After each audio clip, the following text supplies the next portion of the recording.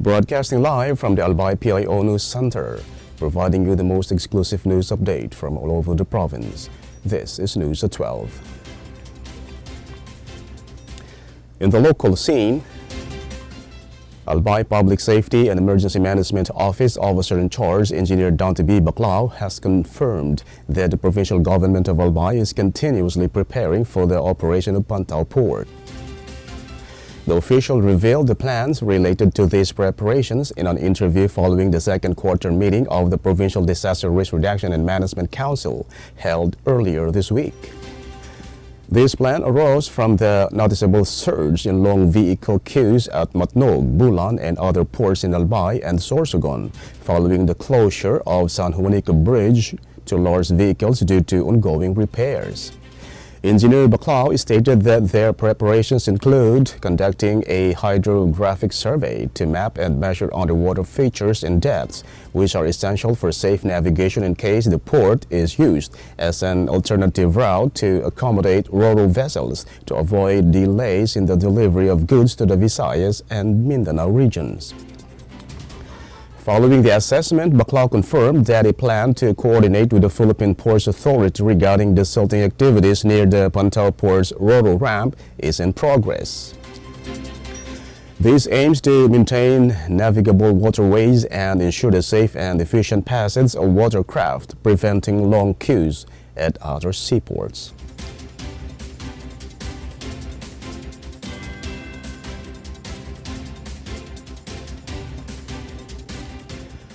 In other story, incumbent Albay Governor Baby Glenda Ongbungao affirmed her administration's commitment to good governance by ensuring a smooth and peaceful transfer of power to Governor-elect Noel E. Rosal during the formal turnover of transition documents on Friday, June 13 at the Governor's Guest House in Legazpi City. Governor Bungao underscored the significance of a seamless transition, stating it represented not only continuity but also accountability and a profound respect for the will of the Albayano people. The official also expressed confidence that the progress and services initiated by the provincial government of Albay will continue uninterrupted under the incoming administration of Governor-elect Rosal. In this context, a comprehensive set of 20 documents crucial for incoming administration's operations were officially transmitted, which includes financial and operational documents. The turnover ceremony was guided by the Department of Interior and Local Government Memorandum Circular number 2025-016, which highlights a collective commitment to upholding democratic processes and ensuring uninterrupted public service.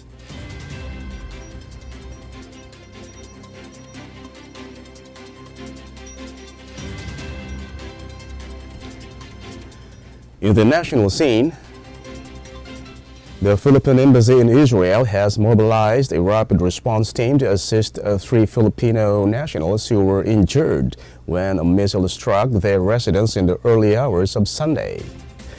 The embassy is working with hospital staff and local authorities to support the victims' recovery, including arrangements for post-hospital care, shelter, and financial assistance.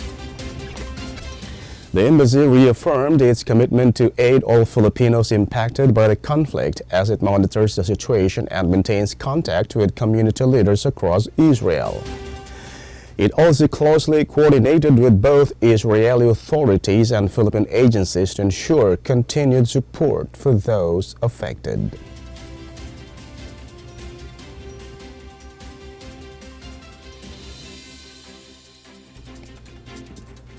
In other story, the number of monkeypox cases in Aurora Province has risen to 17, according to the Provincial Epidemiology and Surveillance Unit.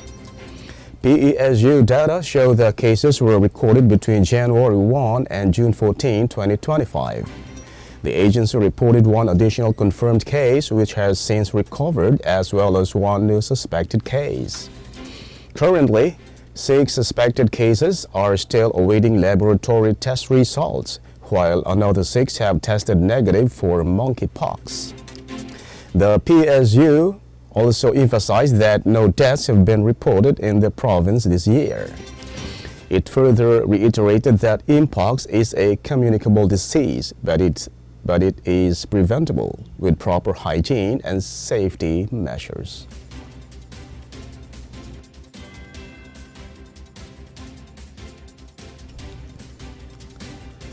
In other news,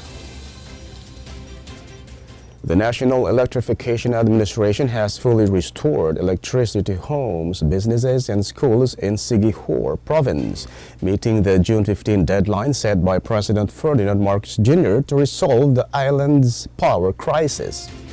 President Marcos directed NEA Administrator Antonio Mariano Almeida on June 11 to address the issue, which had left thousands affected by rotating brownouts.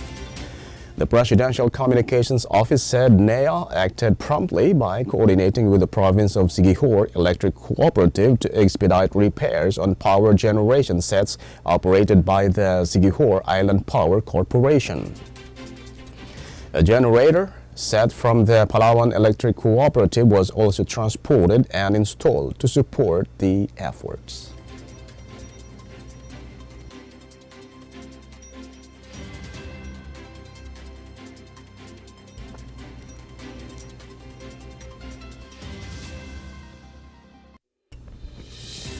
And in the news outside the country, Donald Trump warned Iran that it would experience the full strength of the American military if it attacks the U.S., reiterating that Washington had nothing to do with Israel's strikes on Tehran's nuclear and intelligence facilities.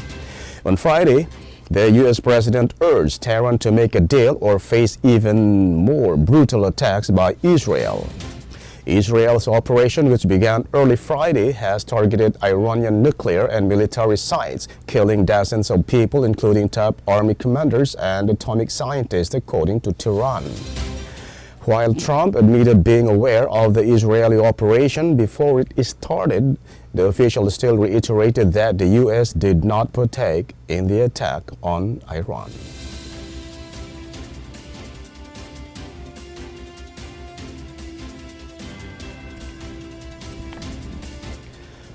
And finally, in the news outside the country,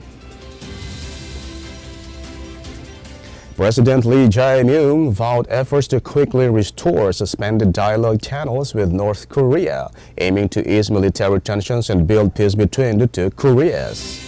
Lee delivered this message to mark the 25th anniversary of June 15 Declaration, signed by the late former South Korean President Kim Dae-jung and late former North Korean leader Kim Jong-il during their 2000 summit. It described the 2000 Inter-Korean Declaration as a starting point for a new era of inter-Korean reconciliation and cooperation between the two Koreas, calling the 2000 summit a moment that demonstrated the potential for shared prosperity. Lee added that history has shown a lapse in peace can threaten not only the economy and security, but also the daily lives of the people, emphasizing that peace is the economy. The official has also pledged to make utmost efforts toward peaceful coexistence and co-prosperity on the peninsula. And that's all for the news at 12, June 17, 2025. We'll be back tomorrow for more news updates. And thanks to our news writer, LJ Lurejo and Erica Dumlao. And on the technical side, Chad Bobis. Of course, our Provincial Information Officer, Mary Luduga Castillo. And under the supervision of our Governor, Baby Glenn Daong Bungao. I am Greg Hallare. Thank you for subscribing.